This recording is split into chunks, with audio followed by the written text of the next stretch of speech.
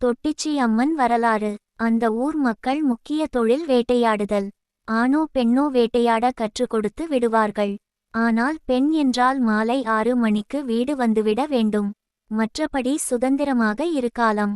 அந்த கூட்டத்தின் தலைவன் செங்காளை ஊரே அவர மதித்தது. அவருக்கு ஓரொரு மகள். அவள் பெயர் தொட்டி. அவள் பிறந்த போதே அவள் அம்மை நோய் வந்து இறந்தார். அதனால் தாயில்லா பெண் தொட்டி இருந்ததால் மிகவும் செல்லமாக வளர்த்தார். தேவதை மாதிரி இருப்பாள். அழகு தேவதை மட்டுமல்ல, குதிரை ஒட்டுவதில் வல்லவள், வேட்டையாடுவதில் வல்லவள். அனைவரும் வேட்டையாட கிளம்பினார்கள். அனைவரும் மாலை திரும்பி வந்தனர். ஆனால் தொட்டி வரவே இல்லை. ஒரு மானை துரத்தி போனாள் தொட்டி. வழி தெரியாமல் மாட்டிக்கொண்டாள். மழை வேறு பெய்த்தது. வழி தெரியவில்லை. இரவு வாகி விட்டது. மாலை 6 மணிக்கு மேல் போனால் சேர்க்க மாட்டார்கள் என்று பயந்தாள். பசி சோர்வு காரணமாக மயங்கி விழுந்தாள். காலை மழை பெய்த்து முகத்தில் நிற்பட்டத்தும் இழந்தாள். தொட்டி கால் போன போக்கில் நடந்தாள்.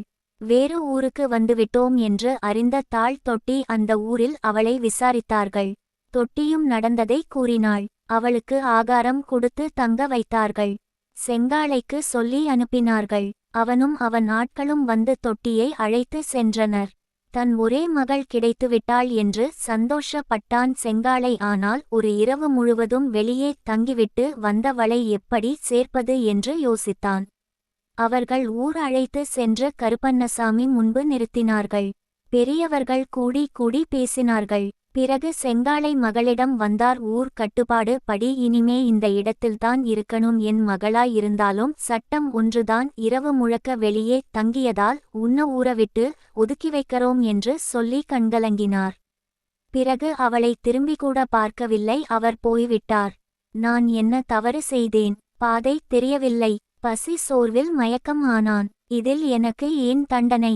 நான் தவறு செய்யவில்லை என்று அழுதாள். அனைவரும் அவளை விட்டு விட்டு சென்றார்கள்.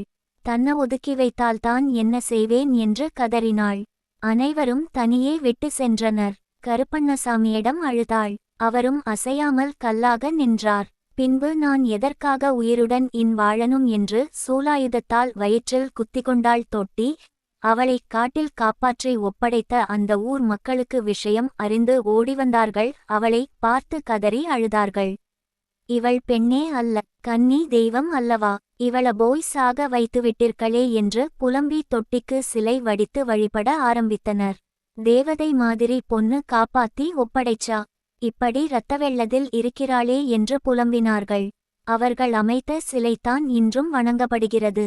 கரூரில் இருந்து திண்டுக்கல் செல்லும் வழியில் மணவாடி என்ற ஊர் உள்ளது. அங்கே தொட்டி அம்மன் விற்றிருக்கிறாள். இதற்கெல்லாம் சாட்சியாக கருப்பண்ணசாமியும் அமர்ந்தே இருக்கிறார். தெய்வமாக இருந்து வாழ்கிறார் தொட்டிச்சி அம்மன். இந்த வீடியோ உங்களுக்கு பிடிச்சிருந்தா லைக் பண்ணுங்க, ஷேர் பண்ணுங்க, கமெண்ட் பண்ணுங்க. மறக்காம இந்த சேனலை சப்ஸ்கிரைப் பண்ணுங்க. நன்றி, வணக்கம்.